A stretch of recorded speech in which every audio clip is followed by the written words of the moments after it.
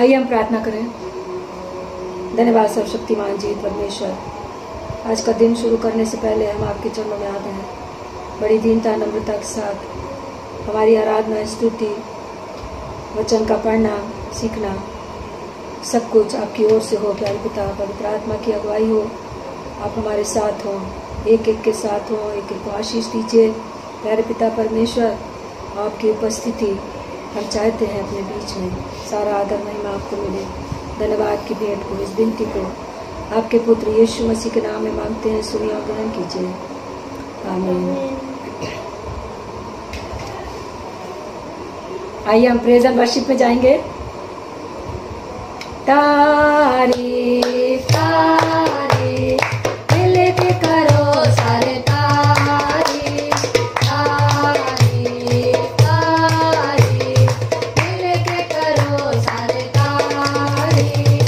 यीशु की जो है प्यारा मुझे, यीशु की जो है प्यारा मुझे, उसने हमें सबको बनाया, जो कुछ दिखता उसने रचाया, उसने ही हमें सबको बनाया, जो कुछ दिखता उसने रचाया। सारे आलम का वो शहंशाह, सारे आलम का वो शहंशाह। तारीफ तारीफ दिल के करो सारे तारीफ तारीफ तारीफ दिल के करो सारे तारीफ। यीशु की जो है प्यारा मुझे, यीशु की जो है प्यारा मुझे, हर सुबह हर शाम गाएंगे यीशु नाम, हर सुबह हर शाम गाएंगे यीशु नाम, हर सुबह हर शाम गाएंगे यीशु नाम, हर सुबह हर शाम गाएंगे यीशु नाम। हर बात में धन्यवाद करो, हर बात में धन्यवाद करो, हर बात में धन्यवाद करो, क्योंकि प्रभु की इच्छा यही है। दुख में सुख में धन्यवाद करो, दुख में सुख में धन्यवाद करो, दुख में सुख में धन्यवाद करो, क्योंकि प्रभु की इच्छा यही है।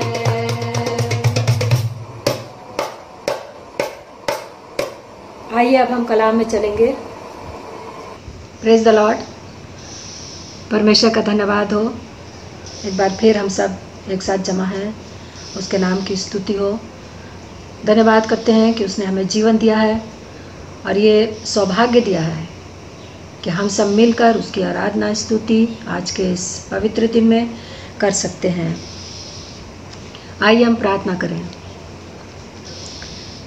धन्यवाद सर्वशक्तिमान जीवित परमेश्वर, धन्यवाद के साथ बड़ी दीनता और नम्रता के साथ आपके चरणों में आते हैं। आपको धन्यवाद देते हैं प्यारे पिता जीवन के लिए, जबकि तमाम लोग पूरी दुनिया में हलचल मची हुई है प्यारे पिता, परंतु हम जानते हैं कि आप हमारे साथ हैं। आपकी सुरक्षा हमारे साथ बनी है, आपका वो सामर्थी हाथ हमारे ऊपर बना हुआ है प्यारे पिता। एक एक को आपने सुरक्षित रखा है, जो हमसे जुड़े हुए हैं इस ऑनलाइन चर्च पे प्यारे पिता, उस पूरे परिवार को हम आपके हाथों में रखते हैं। जब आपके कलाम को सुनते हैं, मनन करते हैं, आपकी आराधना स्तुति करते हैं, हर बात में आपको महिमा मिले। और प्यारे पिता परमेश्वर, हमारा पूरा ध्यान, हमारे विचार, हमारी आत्मा, हमारा मन आपकी ओर लगे। प्यारे पिता एक एक को अपने लहू में सुरक्षित रखिए और प्यारे पिता एक एक को आशीष दीजिए। इस वचन के द्वारा हम चाहते हैं कि हर एक के हृदय से आप बात करें, जो आपने दिया है, जो हम शेयर करना चाहते हैं अपने प्रियों के साथ। प्यारे पिता आप हमारे साथ हों, हमारे होठों को छूइए, पवित्र आत्मा की अगुवाई चाहिए प्यारे पिता परमेश्वर, और आपका अनुग्रह और दया चाहिए। सब कुछ पूरे समय को आपके हाथों में सौंप देते हैं। इस विनती को, इस धन्यवाद की भेंट को आपके पुत्र अपने उद्धारकर्ता प्रभु यीशु मसीह के पवित्र सामर्थ्य नाम में होकर मांगते हैं। सुनिए और ग्रहण कीजिए। आमीन। धन्यवाद करते हैं प्रभु का कि वचन को शेयर करने का उसने एक मौका दिया है। हम अपने चारों ओर देखते हैं पूरी दुनिया में कितनी तबाही मची हुई है, हाहाकार मची है, और ये दुनिया बड़े ही अंधकार से होकर गुजर रही है। हम सब जानते हैं कि इस समय इस वायरस से, कोविड-19 की वजह से अनेकों क्षेत्रों में एक साथ प्रभाव पड़ा है, चाहे वो सामाजिक हो, आर्थिक हो, धार्मिक हो, चाहे गरीब अमीर हो, चाहे ज्ञानी अज्ञानी हो। सब तरफ लोग परेशान हैं और चिंता में हैं। लोगों की निराशा और बेबसी बढ़ती जा रही है। साथ ही दूसरी परेशानियां भी, विपदाएं भी साथ साथ हो रही हैं। कहीं रेल दुर्घटना है, कहीं भूकंप आ रहा है, कहीं बाढ़ है और कहीं आग लग गई है। बहुत सी परेशानियां इस संसार में चल रही हैं जिससे कि लोग परेशान हैं। अब ऐसे ही माहौल में हमें जीना है और जीने की कला को सीखना है। हम चाहते हैं कि हम लोग जो विश्वासी लोग हैं प्रभु की इच्छा के अनुसार अपने जीवन को बिताएं। भजन 89:19 में लिखा है, भजनकार लिखता है कि यहोवा कहता है, परमेश्वर कहता है कि मैंने रक्षा करने का भार एक वीर पर रखा है। मैंने रक्षा करने का भार एक वीर पर रखा है। और वो वीर कौन है? वो वीर हमारा प्रभु यीशु मसीह है, जिस पर हमारी सुरक्षा का भार पिता ने यानी परमेश्वर ने रखा है, और वो हमारी रक्षा और हिफाजत करता है। आज मैं आपके सामने एक बोझ लेकर आई हूँ। प्रभु यीशु मसीह मुझे सामर्थ दे और हियाव दे कि आपसे ये वचन बांट सकूं और पवित्र आत्मा मेरी अगुवाई करे। बोझ क्या है? सांसारिक, पारिवारिक परेशानियाँ, संकट, समस्याएं। ये बोझ तो जिसका है, जिस व्यक्ति का है, जिस परिवार का है, उसे ही उठाना है। कोई दूसरा नहीं आएगा मदद करने के लिए या संकट में सहायता करने के लिए।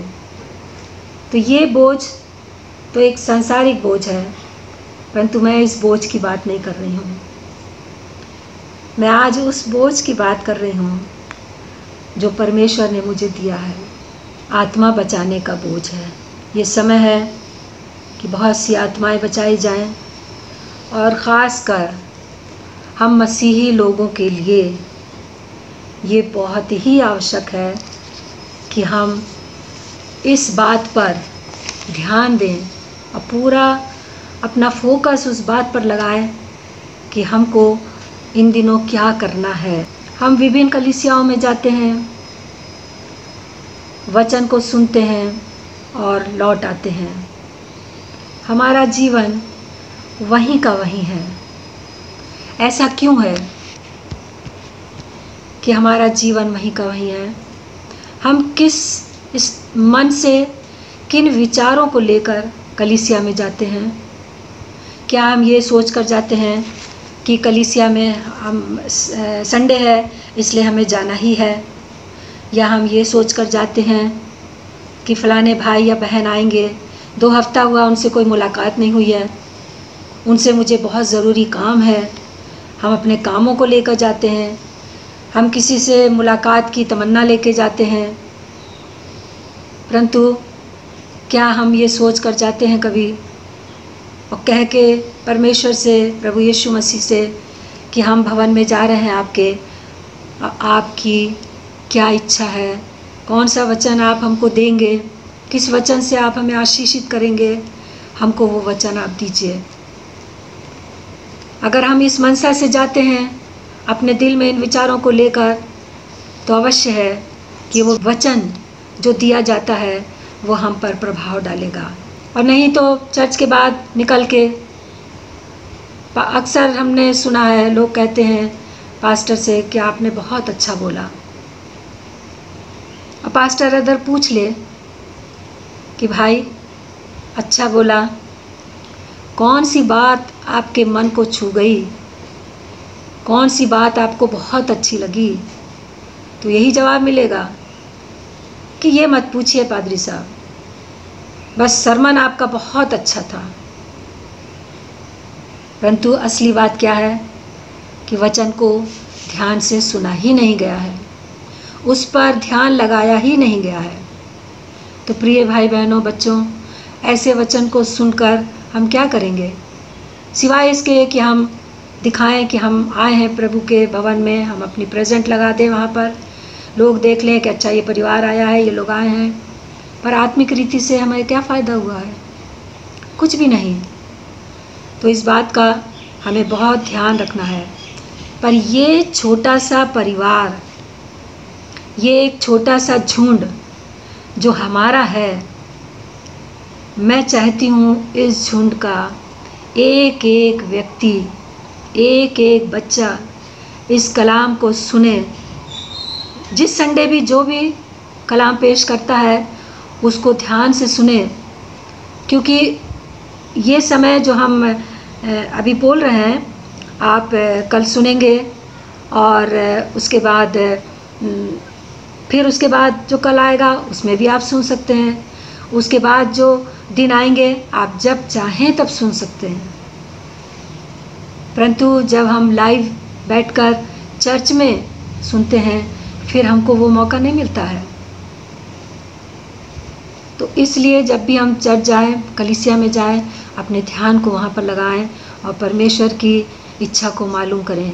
तो इस परिवार के रूप में आज मैं अपने बोझ को आपके साथ बांटना चाहती हूँ, और मैं आपसे ये कहना चाहती हूँ कि व्यक्तिगत रीति से मैं हर एक से बात करना चाहती हूँ। सो आप बड़े ध्यान से सुनिए, अपने ध्यान को लगाइए।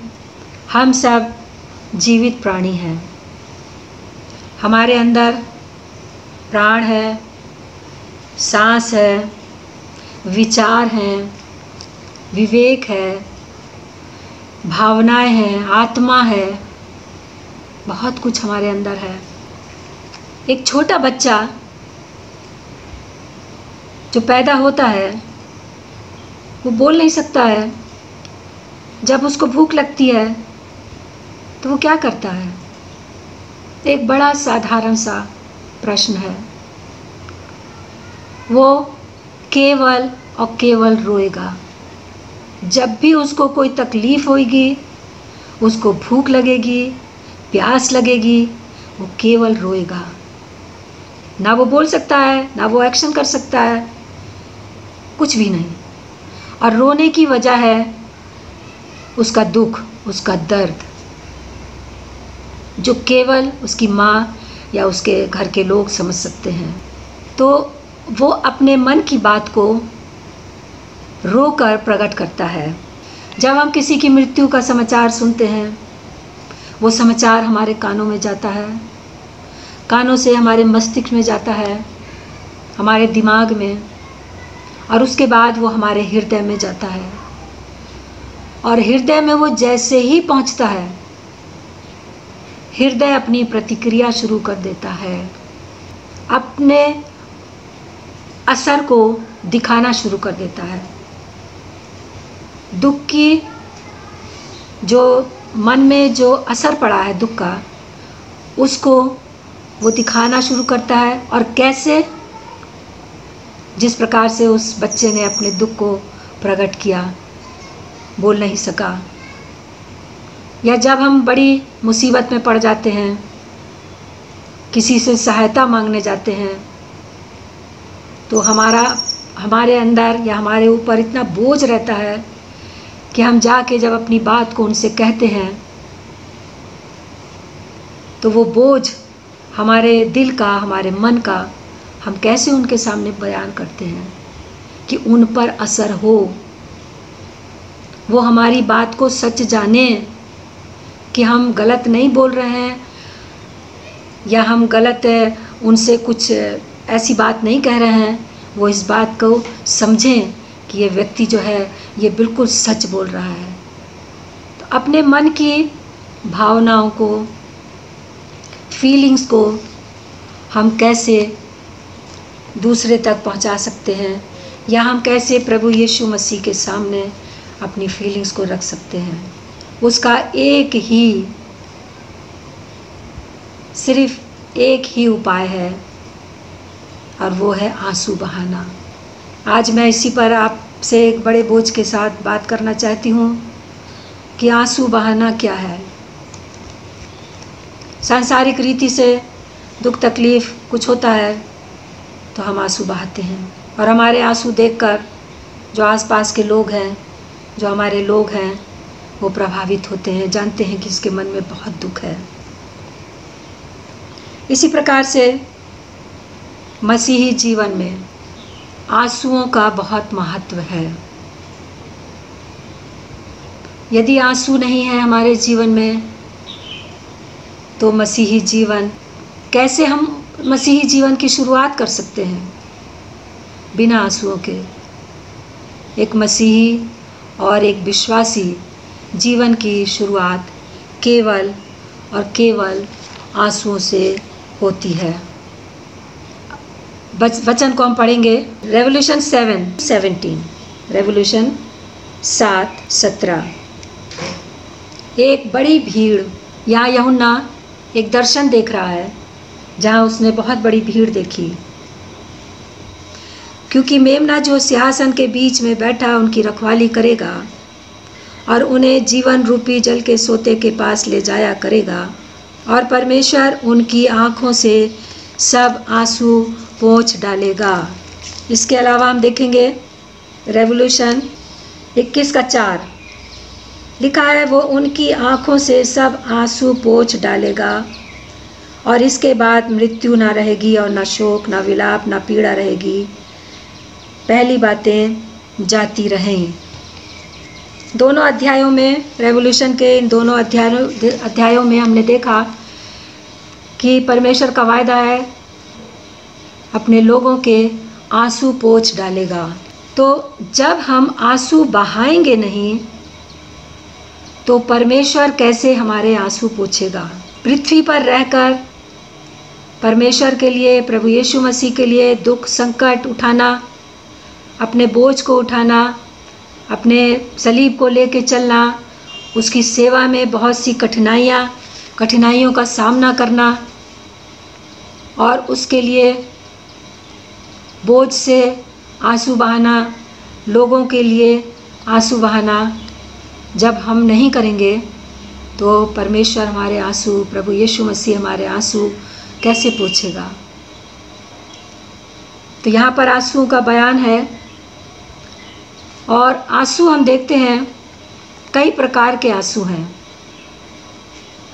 दुख के आंसू, खुशी के आंसू हैं, बोझ के आंसू हैं, पश्चाताप के आंसू हैं, धन्यवाद के आंसू हैं, और क्रोकोडाइल टीयर्स जिन्हें हम कहते हैं, दिखावटी बनावटी आंसू भी हैं। इनका भी बयान वचन में लिखा हुआ है। तो आज हम इन आंसुओं के ऊपर मनन करेंगे। सबसे पहले हम देखेंगे दुख के आंसू। वो दुख के आंसू कौन से हैं जिनका बयान इस वचन में लिखा हुआ है, और वे दुख के आंसू हमारे जीवन में भी, एक मसीही जीवन के बदलाव में भी आने चाहिए, होने चाहिए। पहला शमूएल 1:10 में हन्ना के बारे में लिखा है। हन्ना की घटना, हन्ना की कहानी, हन्ना के जीवन के बारे में हम सब जानते हैं कि हन्ना बांझ थी, उसके कोई संतान नहीं थी, और वो उसकी जो सौतन थी, जो उसके पति की दूसरी बीवी थी, पनिन्ना नाम था उसका, वो उसको बहुत सताती थी, चिढ़ाती थी, क्योंकि उसके पास पुत्र थे और हन्ना के पास कोई पुत्र नहीं था। और हन्ना जब एली याजक परमेश्वर के भवन में सेवा करता था, उन दिनों वहाँ गई भवन में और अपने मन की पीड़ा को, अपने दुख को उसने आंसुओं के साथ परमेश्वर के सामने उंडेल दिया। उसको दुख किस बात का था कि उसके पास कोई संतान नहीं है और उसको चिढ़ाया जाता है। हालांकि उसका पति जो था वो पनिन्ना को नहीं, हन्ना को अधिक प्यार करता था। जितना वो पनिन्ना को देता था उससे दुगना इसको दिया करता था, दुगना भाग। इतना प्रेम करता था जबकि इसके पास कोई औलाद नहीं थी। और इसने एली के पास जाकर के सामने जाकर परमेश्वर से प्रार्थना करती रही, अपने मन ही मन अपने दुख को उंडेलती रही। उसके होंठ हिल रहे थे, आंसू बह रहे थे। आंसू बहकर एली ने उसको बड़ी आशीष दी और उसको बोला कि जा, जैसा तू चाहती है वैसे ही होगा। और उसने विश्वास किया। अब विश्वास करके वो अपने घर लौट आई और उसके मांगने के अनुसार परमेश्वर ने उसके आंसुओं को देखा। शायद वो यदि आंसू ना बहाती, इतने दुख में आकर प्रार्थना ना करती उस दिन, तो उसका जीवन वैसे ही रहता। परंतु वो आशीषित हुई। उसने शमूएल नाम, अपने पुत्र का शमूएल नाम रखा और उसने उसको परमेश्वर की सेवा के लिए अर्पित किया। फिर हम देखेंगे यूहन्ना। हन्ना का मैंने इसलिए नहीं पढ़ा क्योंकि आप लोग सब हन्ना के बारे में जानते हैं कि हन्ना कैसी थी और उसका क्या चरित्र था और क्या उसकी कहानी थी, तो आप लोग सब जानते हैं। देखेंगे हम यूहन्ना 11 उसका 28। यहाँ एक और उदाहरण हम देखेंगे। लिखा है यीशु रोया। यीशु को रोने की क्या ज़रूरत थी? हम मनुष्य तो रोते हैं, पर यीशु तो खुद परमेश्वर था, परमेश्वर का पुत्र था। क्यों रोया?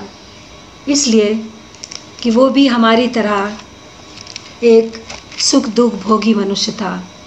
जब वो पृथ्वी पर आया, 3.5 साल जब उसने सेवा की, मन फिराव का प्रचार करता फिरा, लोगों को बपतिस्मा दिया, लोगों को चंगाई दी, तो वो मनुष्य था। उसको भी भोजन चाहिए, उसको भी रहना विश्राम करने का चाहिए, परंतु इस संसार में उसके लिए ना तो कोई घर था और ना कहीं इंतज़ाम था कि वो कहाँ भोजन करेगा। परंतु परमेश्वर की इच्छा के अनुसार उसने प्रचार किया और जहाँ उसको जगह मिलती थी वो वहाँ सोता था जिन लोगों के साथ। और फरीसी, शास्त्री, चुंगी लेने वाले, पापी, क्योंकि वचन में लिखा है, शास्त्री लोग कहते थे कि तू तो पापियों के साथ खाता पीता है। तो जहाँ प्रभु यीशु मसीह को मौका मिलता था, जो भोजन पे उनको आमंत्रित कर लेता था, बुलाता था, वो उसके यहाँ जाकर भोजन करते थे, क्योंकि वो धर्मियों के लिए नहीं परंतु पापियों के लिए आया था। पापियों से प्रेम करता था। उसको पापियों से के साथ भोजन करने में कोई एतराज़ नहीं था, क्योंकि वो वहाँ जाकर अपने वचन को देता था और उससे वे लोग आशीषित होते थे। तो यहाँ पर लाज़र का बयान है और लाज़र के बारे में हम सब जानते हैं क्या हुआ था। प्रभु यीशु मसीह के सेवा काल में ये सबसे प्रिय ख़ानदान था जिससे प्रभु यीशु मसीह को प्रेम था। मरियम, मार्था और लाज़र। लाज़र की मृत्यु हो जाती है। फिर हम देखते हैं प्रभु यीशु मसीह जिस स्थान पर था वहाँ 2 दिन और ठहर गया ताकि परमेश्वर की महिमा हो उसके द्वारा। फिर वो गया लाज़र के पास। उसकी बहनों ने कहा यदि तू यहाँ होता तो लाज़र ना मरता। उन्हें इतना विश्वास था प्रभु यीशु मसीह पर। परंतु हम देखते हैं यहाँ पर यूहन्ना 11:33 में, जब यीशु ने उसको और उन यहूदियों को जो उसके साथ आए थे रोते हुए देखा तो आत्मा में बहुत ही उदास और व्याकुल हुआ। जब उसने दूसरों को, उसके परिवार वालों को, उसके रिश्ते नातों को वालों को रोते देखा प्रभु यीशु मसीह ने, तो मन में बहुत व्याकुल हुआ, बहुत परेशान हुआ। और हम देखते हैं यहाँ लिखा हुआ है 35 पद में, यीशु रोया, जैसा कि हेडिंग में लिखा है। अब यहाँ पे 33 पद में 35 वर्स में आके लिखता है कि यीशु रोया, क्योंकि वो मनुष्य था और किसी की मृत्यु पर, अपने प्रिय मित्र पर उसको ये आंसू बहाने पड़े, क्योंकि आंसू जो है वो मन के दुख को प्रकट करता है। इसलिए प्रभु यीशु मसीह के भी आंसू बहे और उससे उसके दुख को लोगों ने देखा कि ये भी कितना प्रेम करता था लाजर से, मरियम मार्था से, और उसी वजह से उसने उस लाजर को, अपने मित्र को जिंदा किया और परमेश्वर की महिमा उसके द्वारा हुई। दुख के आंसुओं में तीसरा उदाहरण देखेंगे यशाया की पुस्तक 38 और उसकी 2 से 5वीं आयत तक। यहाँ हम देखते हैं, तब हिजकिय्याह ने दीवार की ओर मुंह फेर कर यहोवा से प्रार्थना करके कहा, हे यहोवा, मैं विनती करता हूँ, स्मरण कर कि मैं सच्चाई और खरे मन से अपने को तेरे सामने सम्मुख जान कर चलता आया हूँ और जो तेरी दृष्टि में उचित था वही करता आया हूँ। और हिजकिय्याह बिलख बिलख कर रोने लगा। तब यहोवा का ये वचन यशाया के पास पहुँचा, जाकर हिजकिय्याह से कह कि तेरे मूल पुरुष दाऊद का परमेश्वर यहोवा यूँ कहता है, मैंने तेरी प्रार्थना सुनी और तेरे आंसू देखे हैं। सुन, मैं तेरी आयु 15 वर्ष और बढ़ा दूंगा। यहाँ हम देखते हैं हिजकिय्याह जो था वो बिल्कुल मरने पर था, रोगी हो गया था।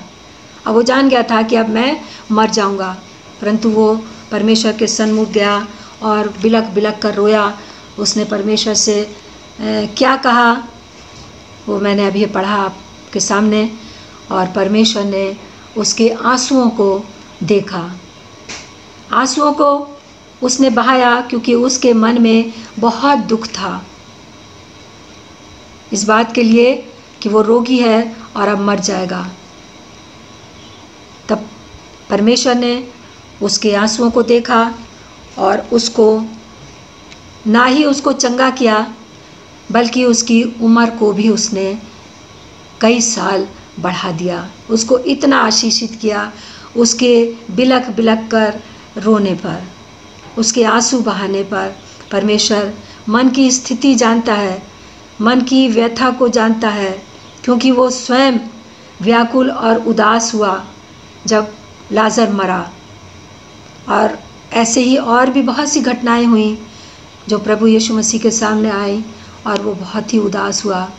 बीमारों को, लंगड़ों, लूलों, अंधों को देखकर वो मन ही मन बहुत उदास और व्याकुल होता था और उनके लिए प्रार्थना करता था कि वो प्रभु परमेश्वर जो है उनको चंगाई दे, और वे चंगे होते थे। तो प्रभु यीशु मसीह में भी हमारे मनुष्यों की तरह फीलिंग्स थी, क्योंकि वो भी मनुष्य ही था जब इस संसार में था। दूसरा पॉइंट हम देखेंगे, बोझ के आंसू। पहला हमने देखा दुख के आंसू हन्ना ने बहाए, लाजर के लिए प्रभु यीशु मसीह ने खुद बहाए, हिजकिय्याह ने बहाए दुख के आंसू, और दुख के आंसू का हिसाब परमेश्वर ने उनको दिया, प्रतिफल दिया, उसका इनाम उनको दिया कि उनकी प्रार्थनाओं को उसने सुना। दूसरा देखेंगे बोझ के आंसू। बोझ के आंसुओं का हम वर्णन देखेंगे इब्रानियों 5:7 से 8 वचन में। हम देखेंगे इब्रानियों 5:7 से 8। यीशु ने अपनी देह में रहने के दिनों में ऊंचे शब्द से पुकार कर और आंसू बहा कर उससे जो उसको मृत्यु से बचा सकता था प्रार्थनाएं और विनती की। यहाँ देखिए, प्रभु यीशु मसीह ने फिर आंसू बहाए। वहाँ उसने लाजर की मौत पर दुख के आंसू बहाए और दुख के आंसुओं को उसने देखा। और यहाँ भी हम देखते हैं कि बड़े बोझ के साथ उसने आंसू बहाए। लिखा है, जब वो देह में रहने के दिनों में, जब वो मनुष्य था और इस पृथ्वी पर रह रहा था, सेवा कर रहा था, 3.5 साल मनुष्य था, उन दिनों में उसने ऊंचे शब्द से पुकार कर आंसू बहा कर उससे जो उसको मृत्यु से, कौन? पिता परमेश्वर जिसने उसको भेजा था।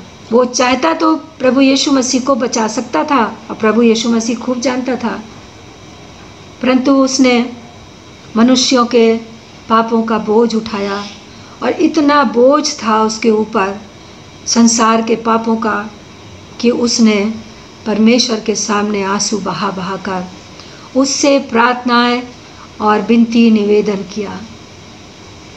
मनुष्यों के लिए वो रोता रहा, उनके उद्धार के लिए वो रोता रहा परमेश्वर के सामने।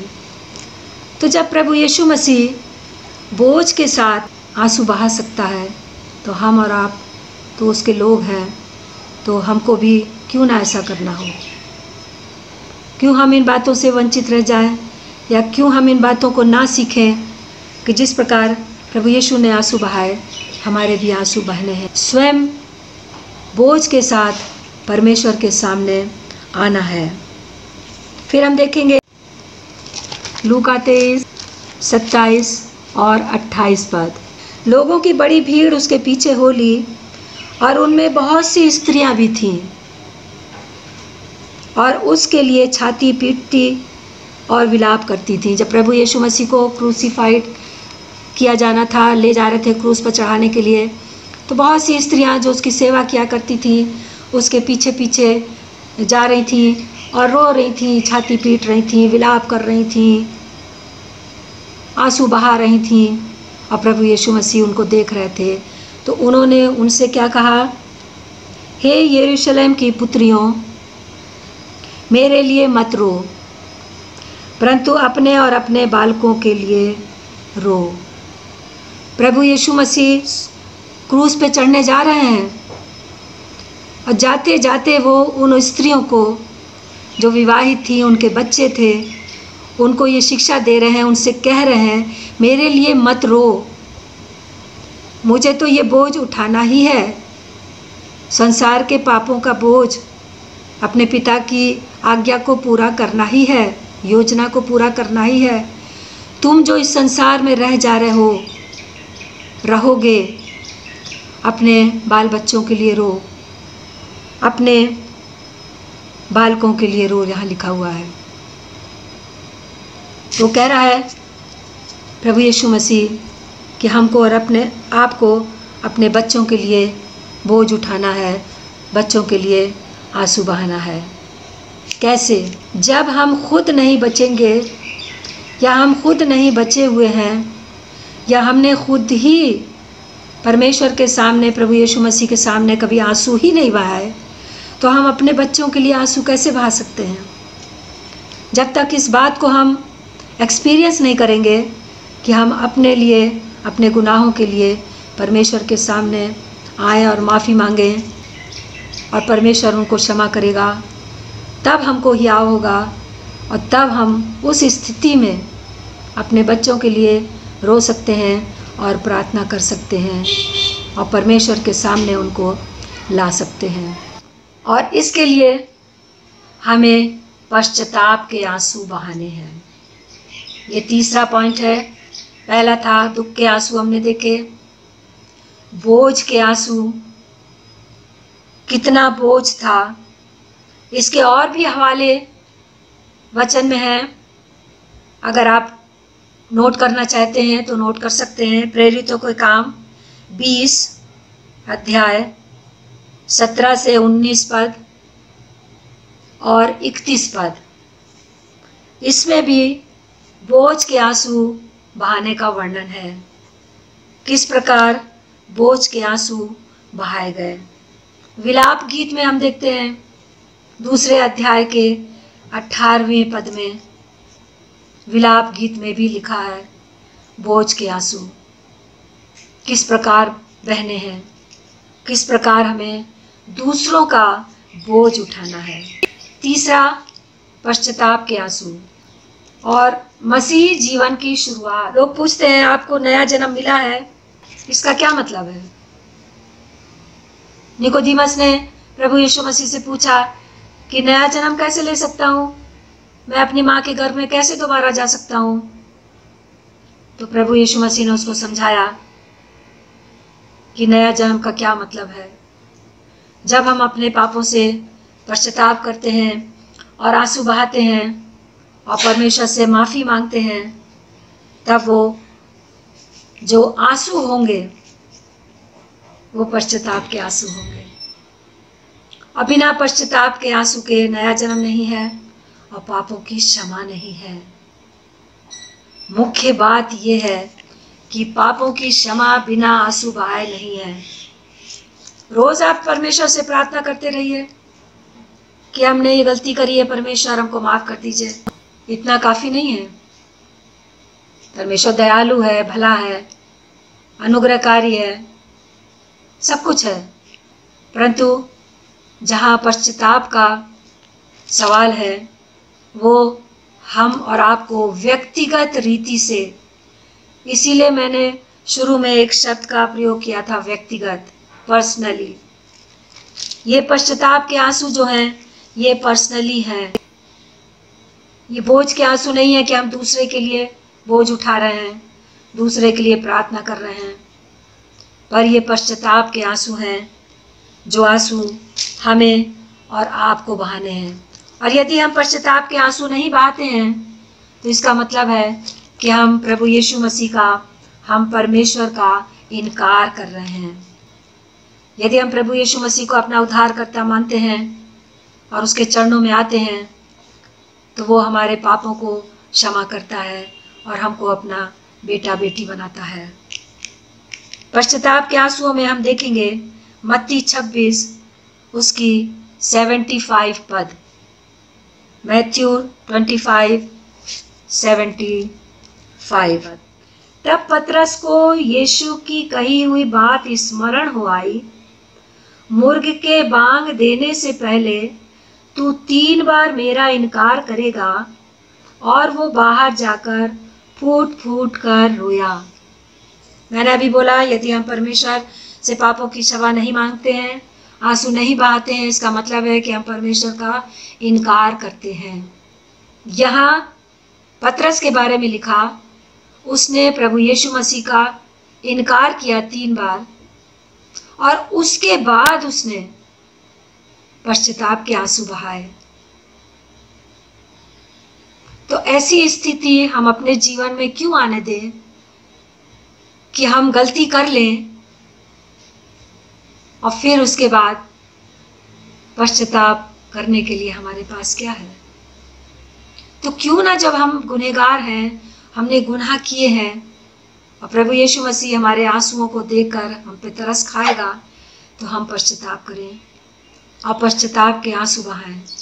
तो ये पश्चाताप के आंसू मन से बहेंगे और मन की स्थिति वचन में लिखा है, आप हम सब जानते हैं कि परमेश्वर मन को जांचता है, मन को देखता है।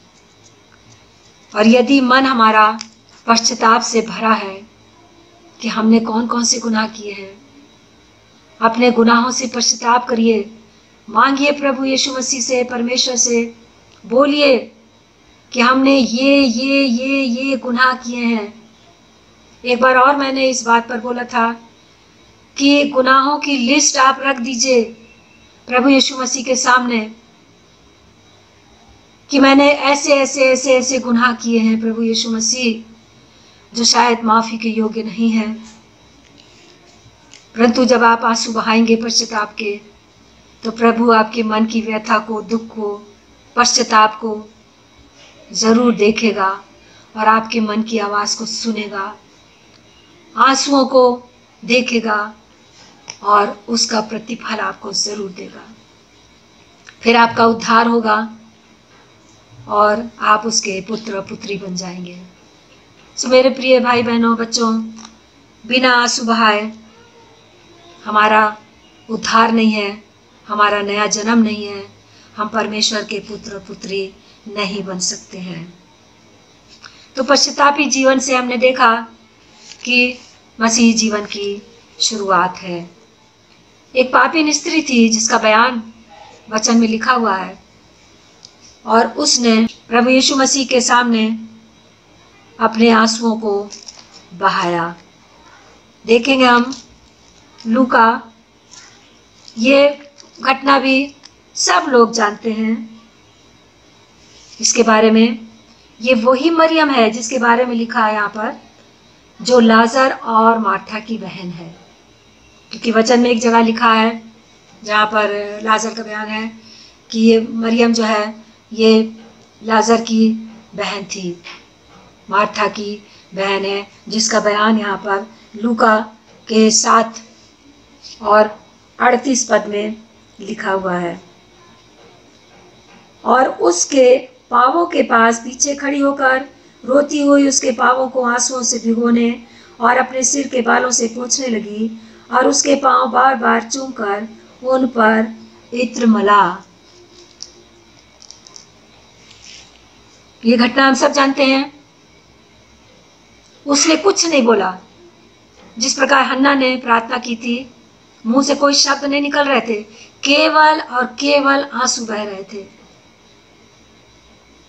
यदि आप केवल आंसू ही बहाते हैं प्रभु के सामने और मन ही मन अपने बोलते हैं, तो भी प्रभु सुनता है। तो यहाँ पर मरियम भी कुछ नहीं बोली, हन्ना भी कुछ नहीं बोल रही थी, मन ही मन दुखित थी, प्रार्थना कर रही थी, माफ़ी मांग रही थी, परमेश्वर से बोल रही थी मरियम कि मैं बहुत पापीन हूँ, मुझे माफ़ कर दीजिए। पापों का बोझ लेकर आई थी वो। और प्रभु यीशु मसीह ने उसके आंसुओं को देखकर समझ लिया कि ये क्या चाहती है। उसको कोई रुपया नहीं चाहिए था, उसको लोग सता नहीं रहते, मार नहीं रहते कि वो भाग के आई थी वहाँ छिपने के लिए।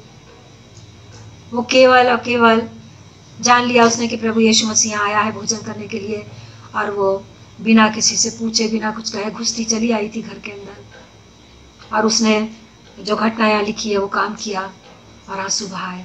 और प्रभु यीशु मसीह ने उसके आंसुओं को देखा और बाद में उसने बोला उन लोगों से, शास्त्रियों से जो वहाँ बैठे थे और जिन्होंने उनको बुलाया था भोजन पर, कि तुमने तो जो प्रथा थी वो भी नहीं करी, ना पैर धोए, ना चूमा, ना कुछ किया।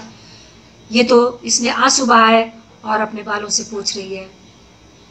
तो उसके आंसुओं की कदर प्रभु यीशु ने की, उसके मन की दुख और व्यथा को प्रभु यीशु मसीह ने समझ लिया। तो एक पापी जब आंसू बहाता है तो परमेश्वर उसकी व्यथा को, उसके मन की ग्लानि को समझ लेता है। जब किसी परिवार में कोई मर जाता है, अगर कोई पति या पत्नी रह गया है, अगर बहुत अधिक शॉक्ड हो जाते हैं या सदमा लग जाता है, तो वो नहीं रोते हैं, वो सिर्फ देखते रहते हैं उस डेड बॉडी को, या कहीं पर भी वो शून्य में देखते रहते हैं, ना कुछ बोलेंगे ना रोएंगे। तो लोग आपस में कहते हैं इसको रुलाओ। अगर इसको रुलाएंगे नहीं तो ये अपना मानसिक संतुलन खो बैठेगा या बैठेगी। तो उस पति या पत्नी को जो रह गए हैं या बच्चे को, उसको रुलाते हैं। क्यों? क्योंकि रोने से मन हल्का होता है, मन का बोझ दूर होता है, मन का बोझ उतर जाता है। तो इसलिए पापों के लिए जब हम रोएंगे प्रभु यीशु मसीह के सामने, तो हमारे मन का बोझ उतरेगा और हमारा मन हल्का होगा। और जब हमारा मन हल्का होगा, तब हमारे हृदय में, हमारे जीवन में शांति और आनंद आएगा। परमेश्वर या खुदा आंसुओं की ज़बान समझता है, भाषा समझता है आंसू। तो इसलिए पश्चाताप के आंसू जो बहेंगे उसकी ज़बान समझेगा परमेश्वर कि आप क्यों बहा रहे हैं, और उसका प्रतिफल आपको अवश्य देगा। देखेंगे हम आगे वचन में 2 कुरिन्थियों 7 उसका 10वां पद। 2 कुरिन्थियों 7 उसका 10वां पद देखिए, इसमें क्या कहता है। क्योंकि परमेश्वर भक्ति का शोक, परमेश्वर भक्ति का शोक, परमेश्वर की आराधना करने में जो हम आंसू बहाएंगे, जो शोक करेंगे, ऐसा पश्चाताप उत्पन्न करता है जिसका परिणाम उद्धार है, और फिर उससे पछताना नहीं पड़ता। हम जब अपने पूरे मन से पश्चाताप करेंगे, परमेश्वर की भक्ति में लीन होंगे, उसमें लगे रहेंगे, तो ऐसा पश्चाताप स्वयं परमेश्वर प्रभु यीशु मसीह ऐसा पश्चाताप हमारे मन में डालेगा जिस पश्चाताप के बाद हमें पछताना नहीं पड़ेगा। यहाँ 2 शब्द आए हैं, पश्चाताप और पछताना। पश्चाताप है पापों से क्षमा मांगना, अपने गुनाहों को कबूल कर लेना। ये पश्चाताप है कि हमने अपने पीछे की जिंदगियों में, पिछले के सालों में, समयों में, दिनों में क्या क्या गुनाह किए हैं, उससे हम पश्चाताप करके प्रभु यीशु मसीह से उसका प्रतिफल पाते हैं, क्षमा चाहते हैं उससे और मांगते हैं और मिलती है। परंतु इसके बाद हमें पछताना नहीं पड़ेगा। पछताना वो है, हम पास्ट में जो भी हमने किया है हम उसके लिए पछताते हैं। ऐसी बातें जो सांसारिक हैं, जैसे कि किसी को कोई मकान खरीदना है, वो गया मकान खरीदने के लिए, उसने बहुत अच्छी तरह जांच पड़ताल नहीं की, देखा नहीं आसपास क्या है, और उसने देखा कि हमारे लायक है और हमारे पास जितना धन है हम खरीद सकते हैं, उसने खरीद लिया। और जब वो उसमें रहने लगा तब उसकी कमी घटियाँ उसको पता चलेंगी। अरे इसमें तो बहुत सीलन आती है, इसमें तो पानी चूता है ऊपर से, इसमें तो दीमक लगती है, बरसात में सामने पानी भर जाता है। अब क्या करें? अब क्या है, जो पैसा था सब लगा दिया, अब तो पछताने के सिवा अब कुछ नहीं है। अब उस पछताने से कुछ नहीं होगा। तो वचन कहता है जो पास्ट में बीत गया है, जो हमने गलतियां कर दी हैं, कोई ऐसे डिसीजन ले लिए हैं हमने जो गलत थे, उनके लिए पछताने से अब इस समय अपनी ज़िंदगी में पछताने से कोई फ़ायदा नहीं है। वचन मना करता है इस बात को कि पछताना नहीं है। पास्ट को मत देखिए। आप सुनिए प्रचार फेसबुक पर या और कोई वचन आपके पास आता है तो शायद आप सुनेंगे इसको। मैंने सुना है, एक नहीं कई बार सुना है कि पिछले पास्ट के लिए जो बीत गया है, जो कुछ भी हुआ आपकी ज़िंदगी में, आप उसके लिए पछताइए मत। उसके लिए पछताना नहीं है। पश्चाताप तो आपको पिछली ज़िंदगी में जो भी पाप आपने किए हैं उसके लिए आपको करना ही है। तो यहाँ हमने देखा ये तीसरे पश्चाताप के आंसू थे जो हमको बहाने थे। अब हम देखेंगे, आगे चलेंगे हम धन्यवाद के आंसू। ये चौथे प्रकार के धन्यवाद के आंसू हैं। इस आंसुओं के लिए मुझे ज़्यादा कहने की आपको ज़रूरत नहीं है, क्योंकि हम मनुष्य हैं और खूब अच्छी तरह जानते हैं कि जब हम बीमार हैं, लोगों ने हमारे लिए प्रार्थना की, तो हम धन्यवाद करते हैं। और अक्सर ऐसा होता है कि जब धन्यवाद करते हैं तो धन्यवाद के साथ मन भी इतना धन्यवादित होता है कि आंखों में आंसू आ जाते हैं। और इससे प्रकट हो जाता है कि धन्यवाद देने वाला व्यक्ति कितना धन्यवादी है। उसका मन धन्यवाद से भरा है कि उसके लिए जो भी उपकार किया गया है, उसकी जो सहायता की गई है, वो कितना महत्व रखती थी उसके लिए। तो जब हम प्रभु यीशु मसीह के सामने अपने पापों के लिए धन्यवाद के भी आंसू बहाएंगे, धन्यवाद करेंगे उसको कि प्रभु यीशु मसीह आपने हमारे पापों को क्षमा किया है, हमको अपनी पुत्र बनाया है, हमको उद्धार दिया है, हमको आप रोज वचन देते हैं, आपने हमको वरदानों से भरा है, दूसरों के लिए प्रार्थना करने का बोझ दिया है। आप धन्यवाद करेंगे उसको तो प्रभु को बहुत अच्छा लगेगा, क्योंकि वो, आप क्या सोचते हैं, जितने भी कोढ़ी, लंगड़े, अंधे, लूले, रोगियों को, जिनको परमेश्वर ने चंगा किया, प्रभु यीशु मसीह ने चंगा किया, क्या उन्होंने उनको धन्यवाद नहीं कहा होगा, बोला होगा? और यदि मौका नहीं मिला है लोगों के सामने, भीड़ के सामने, या कहीं कहीं तो प्रभु यीशु मसीह ने स्वयं ही कहा है कि तू यहाँ से जा, या लौट के मत आना, या जाके ये कर, तो मौका ही नहीं मिला धन्यवाद का। पर आप क्या सोचते हैं, उनका दिल धन्यवाद से नहीं भरे होंगे? जिन बीमारियों को वो कई सालों से झेल रहे थे, दुखी और परेशान, हताश हो गए थे, और जब चंगे हुए तो धन्यवाद किया होगा उन्होंने परमेश्वर को, प्रभु यीशु मसीह को, और धन्यवाद के आंसू भी बहाए गए होंगे। तो ये आंसू हमारे संबंध को मजबूत करते हैं प्रभु यीशु मसीह और परमेश्वर से, हमारे आत्माओं को, हमारी फीलिंग्स को उनके सामने उजागर करते हैं, उनके सामने दिखाते हैं। तो किस बात का इंतज़ार है, किस बात का हमको इंतज़ार है? हम कौन सा समय अपने लिए नियुक्त करेंगे कि हम पश्चाताप के आंसू बहाएंगे, परमेश्वर के सामने अपने पापों की क्षमा मांगेंगे? समय है मेरे प्रिय भाई बहनों, बच्चों, कि पश्चाताप के आंसू आप बहाइए, रोइए, गिड़गिड़ाइए प्रभु यीशु मसीह से, और वो आपको क्षमा करेंगे, आपको उद्धार देंगे। आगे हम पढ़ेंगे भजन संहिता 34 और 18 में पढ़ते हैं।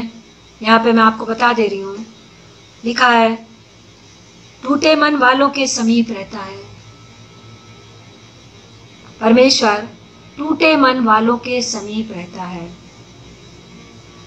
एक जगह लिखा है, बताया मैंने, टूटे मन को तुच्छ नहीं जानता है, टूटे मन वालों के समीप रहता है। वो ढूंढता है कौन व्यक्ति है जिसका हृदय टूटा हुआ है, कौन पश्चाताप करके मुझको पुकार रहा है, मुझे उसके पापों को क्षमा करना है, उसके आंसुओं को देखना है। वो ढूंढ रहा है कौन मेरा ऐसा पुत्र और पुत्री है जो उड़ाव पुत्र के समान खो गया था और अब आके रो रहा है, पछता रहा है। और प्रभु यीशु मसीह ऐसे लोगों को ढूंढ कर अपने पास ले आता है, उन्हें क्षमा करता है। यूहन्ना 9:31, इसको हम वचन से देखेंगे क्योंकि ये थोड़ा सा बड़ा बयान है। यूहन्ना 9:31 में हम देखेंगे एक अजीब बात हुई है। जब यीशु ने एक अंधे को चंगा किया तो देखिए वो अंधा क्या कह रहा है, हम जानते हैं कि परमेश्वर, ये अंधे को जब अच्छा किया था तो बहुत से यहूदी और वो लोग सब जो थे साथ में प्रभु यीशु मसीह के, वो अंधे से बार बार पूछ रहे थे किसने तुझको अच्छा किया। तब उसने क्या जवाब दिया उनको, 31 पद में लिखा हुआ है, हम जानते हैं कि परमेश्वर पापियों की नहीं सुनता, परंतु यदि कोई परमेश्वर का भक्त हो और उसकी इच्छा पर चलता है तो वो उसकी सुनता है। तब उन्होंने उस मनुष्य को जो अंधा था दूसरी बार बुलाकर उससे पूछा, कहा, परमेश्वर की स्तुति कर, हम तो जानते हैं कि वो मनुष्य पापी है। परमेश्वर को वो पापी ठहरा रहे हैं, कहते हैं पापियों के साथ खाता पीता है।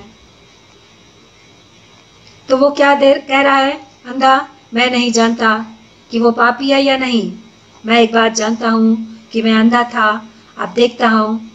तो उन्होंने फिर से कहा, उसने तेरे साथ क्या किया कि किस तरह तेरी आंखें खुली? उसने कहा, मैं तुमसे कह चुका हूँ और तुमने नहीं सुना। अब दूसरी बार क्यों सुनना चाहते हो कि पापियों की नहीं सुनता है। तो कितना अजीब बात है कि जब प्रभु यीशु मसीह पापियों की नहीं सुनेगा, नहीं सुनता है, तो प्रार्थना कैसे करे पापी? कैसे परमेश्वर से मांगे? रोज कैसे प्रार्थना की जाती है? मनुष्य तो पापी है, पश्चाताप तो हुआ नहीं, आंसू तो बहे नहीं, उद्धार तो मिला नहीं, नए जन्म का अनुभव नहीं है, और परमेश्वर से रोज प्रार्थना कर रहे हैं। तो पापियों की प्रार्थना परमेश्वर तब सुनता है जब वो पश्चाताप के आंसू बहाता है, और पश्चाताप के आंसू बहाने के बाद जब उसको उद्धार मिल जाता है, पापों से पश्चाताप मिल जाता है और वो एक धर्मी व्यक्ति बन जाता है, तब परमेश्वर उसकी प्रार्थना को तो फिर वो रोज सुनता है, हर समय सुनता है। परंतु यदि पापी की प्रार्थना नहीं सुनेगा तो उसका उद्धार कैसे होगा?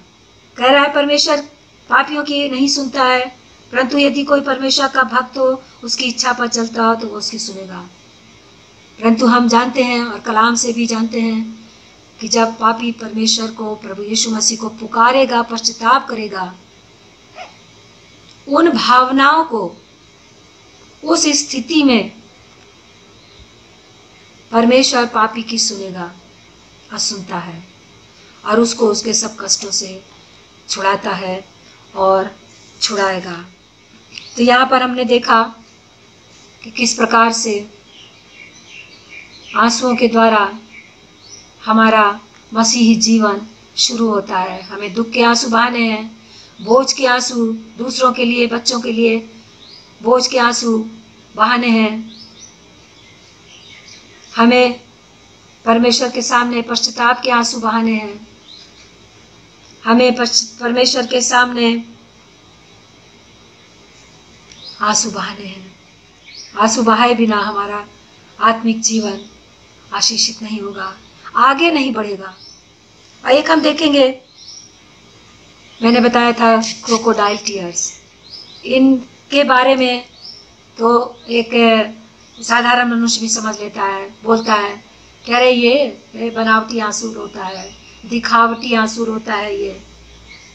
आइए वचन में देखें कि इसके बारे में वचन क्या कहता है।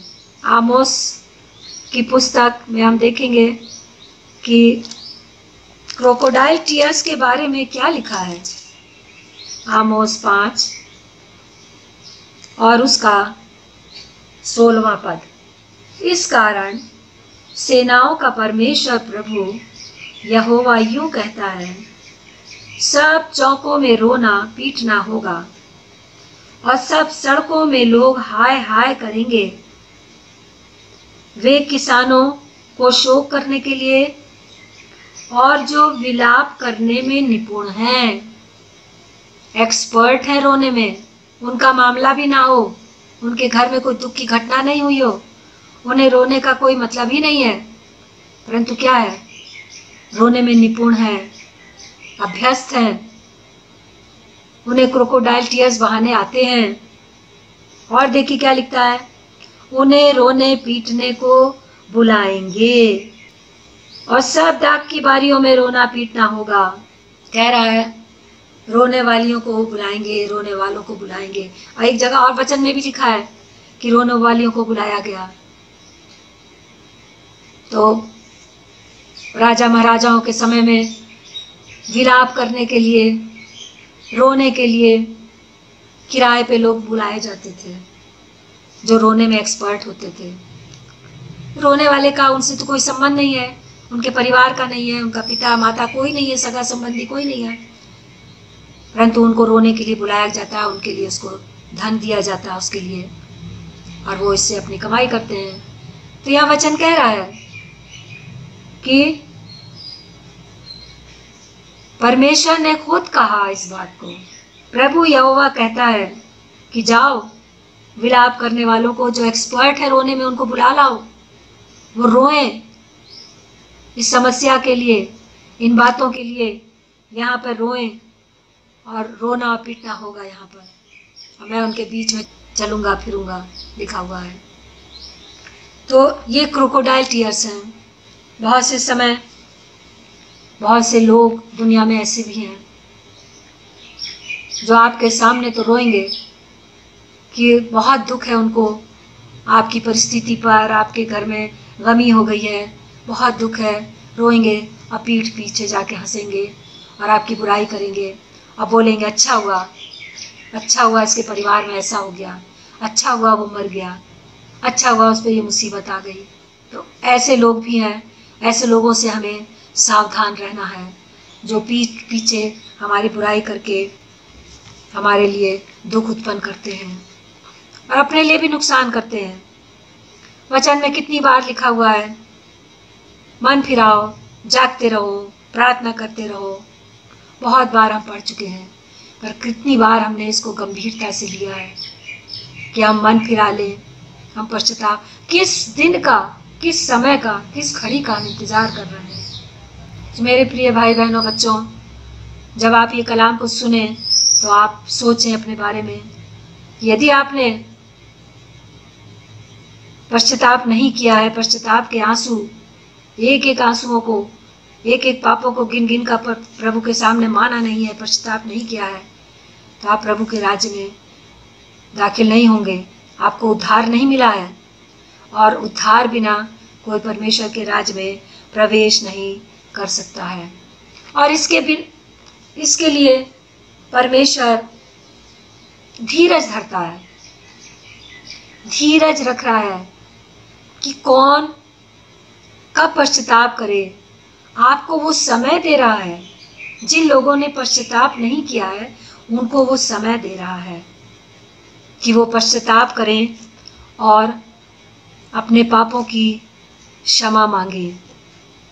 देखेंगे हम दूसरा पत्रस 3 और 9, लास्ट की पुस्तकों में है। दूसरा पत्रस 3:9 में लिखा है, प्रभु अपनी प्रतिज्ञा के विषय में देर नहीं करता, जैसी कुछ देर लोग समझते हैं। लोग कहते हैं, मैंने सुना है अक्सर, और ये बहुत दुख की बात है। और मैं जानती हूँ कि मैंने या मेरे परिवार में किसी ने ऐसी बात नहीं कही है कभी, कि बहुत सालों से हम बचपन में सुनते चले आ रहे हैं, प्रभु यीशु मसीह आने वाला है, आने वाला है, आने वाला है, कब आएगा। अरे ये सब कहने की बातें हैं। लोग कहते हैं, इन बातों को भरमाते हैं। तो यह लिखा है, जैसा कि लोग सोचते हैं, कुछ लोग समझते हैं, ऐसा नहीं है। पर तुम्हारे विषय में धीरज धरता है।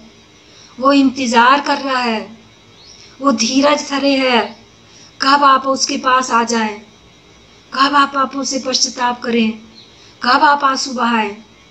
वो आपको समय पर समय देता चला जा रहा है और इसी समय का फायदा उठाते हैं लोग। कहते हैं कि कब आएगा, सालों से सुनते चले आ रहे हैं।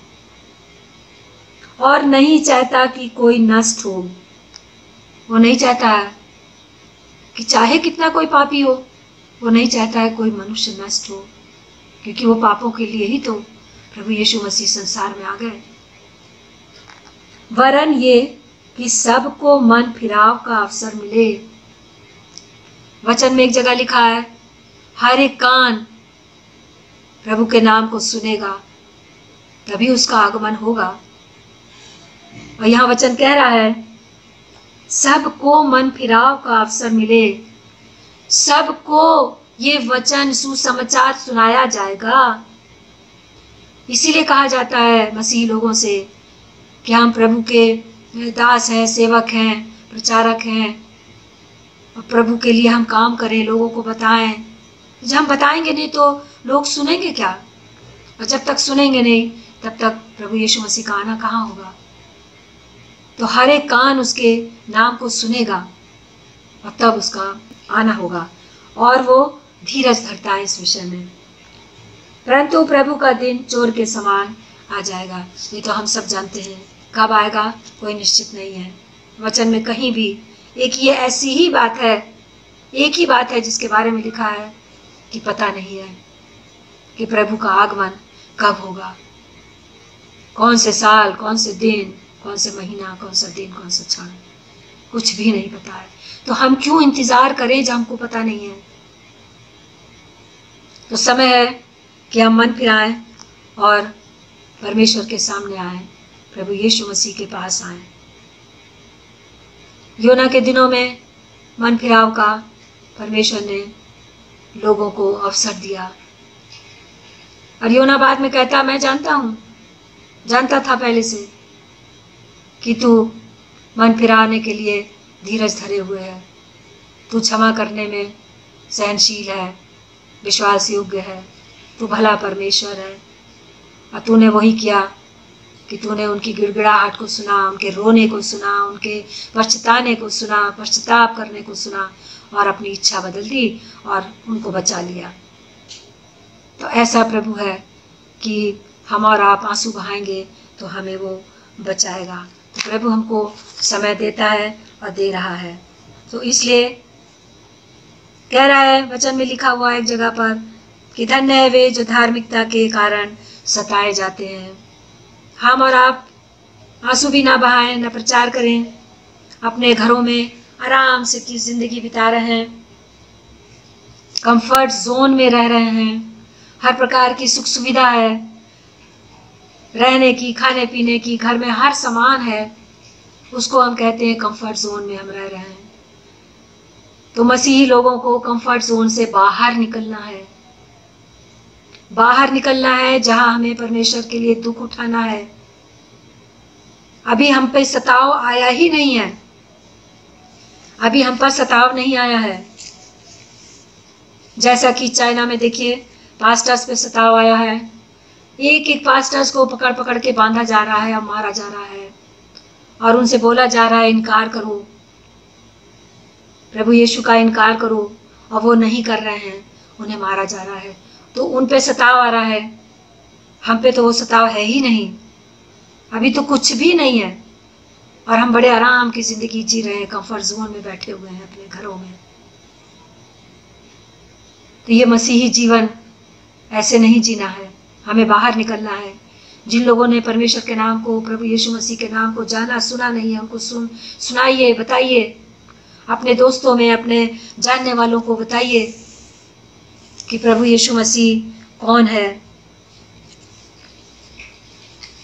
तो ये बोझ था मेरे अंदर जो मैंने आपके साथ आज शेयर किया है, और मैं विश्वास रखती हूँ कि आप सब जिन्होंने पश्चाताप नहीं किया अपने पापों से, इस वचन को सुनने के बाद इस पर मनन करेंगे और सोचेंगे, और परमेश्वर के सामने, प्रभु यीशु मसीह के सामने अपने पापों को मानेंगे और उद्धार को प्राप्त करेंगे, और उसके राज्य में जाने के लिए अपने को तैयार करेंगे। तो परमेश्वर का धन्यवाद हो इस वचन के लिए, इस बोझ के लिए जो परमेश्वर ने दिया था और मैंने आपके साथ शेयर किया है। बहुत सी बातों में कुछ गड़बड़ी भी हुई है, उसके लिए क्षमा चाहती हूँ, और बहुत से हवाले ऐसे हैं, अगर आप चाहें तो मुझसे बाद में पूछ भी सकते हैं, मैं आपको बता सकती हूँ। मैंने छोड़े हैं क्योंकि बहुत समय हो जाता है, और वचन में आंसुओं का बहुत महत्व है, और एक जगह लिखा है कि परमेश्वर आंसुओं का प्रतिफल देने वाला परमेश्वर है। आंसू बहाने व्यर्थ नहीं जाएंगे, वो हमारे आंसुओं को अपनी कुप्पी में रखता है, लिखा है वचन में, कुप्पी में उन्हें सुरक्षित रखा है, और एक एक आंसुओं का प्रतिफल देगा। सो प्रभु आपको आशीष दे, और इस वचन को मनन करने के लिए आपको उत्साहित करे, प्रभु यीशु मसीह और उसका आत्मा, कि आप इसको समझ सकें। आइए हम प्रार्थना करें, और हमेशा सबके लिए बोझ के साथ प्रार्थना करती हूँ। आप भी खासकर इस छोटे से ग्रुप में जो लोग जुड़े हुए हैं, मैं चाहती हूँ आप एक दूसरे के लिए प्रार्थना करें, और उनके पश्चाताप के लिए, उनके आंसुओं के लिए परमेश्वर से मांगे, एक एक जन परमेश्वर के पास आ सके। आइए हम प्रार्थना करें। धन्यवाद, धन्यवाद सर्वशक्तिमान जीवित सच्चे परमेश्वर, हृदय से आपका धन्यवाद करते हैं प्यारे पिता, महान और जीवित परमेश्वर। हम जानते हैं प्यारे पिता परमेश्वर, आप पापियों के लिए आए, और आपने अपने प्राण को दिए, पिता की योजना को पूरा किया। हम पापियों के लिए आपने शरीर में कितना दुख उठाया, कोड़े खाए, आपका लहू बहाया।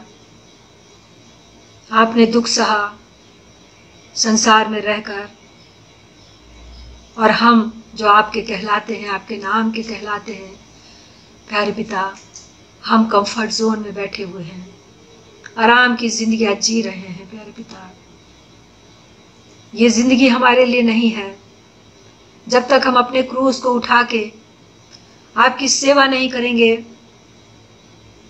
अवश्य नहीं है प्यारे पिता कि हम बाहर जाएं और लोग हमको मारे पीटें, परंतु हमें आसपास के लोगों को, अपने ही लोगों को, अपने ही परिवार के लोगों के लिए बोझ उठाना है, उनको वचन देना है, उनको बताना है, समझाना है और आपके निकट लाना है। वचन को बोना हमारा काम है प्यारे पिता, परंतु उसको बढ़ाना आपका काम है। सो प्यारे पिता, धन्यवाद करते हैं आज के इस वचन के लिए जो आपने दिया और इस बोझ के लिए। हम सबको आपके लहू में ढांपते हैं। एक एक को सुरक्षित रखिए, हर प्रकार की तकलीफ, बीमारियों से, परेशानियों से बचाइए और प्यारे पिता परमेश्वर, अपनी महिमा के लिए इस्तेमाल कीजिए। अपने आने के लिए हमें तैयार रखिए कि जब आप आए तो हम एक साथ मिलकर आपके राज्य में प्रवेश कर सकें। दिन के बाकी समय में आप हमारे साथ हो, हमारी आवश्यकताएं सब कुछ आप पूरी करते हैं। प्यारे पिता, आप धन्य हैं, आप स्तुति, महिमा, प्रशंसा के योग्य परमेश्वर हैं। प्यारे पिता परमेश्वर, अब इस विनती को, इस धन्यवाद की भेंट को आपके पुत्र, अपने उद्धार करता प्रभु यीशु के सामर्थ्य और मीठे और पवित्र नाम में होकर मांगते हैं। सुनिए और ग्रहण कीजिए। आमीन। प्रभु आप सबको बरकत दे।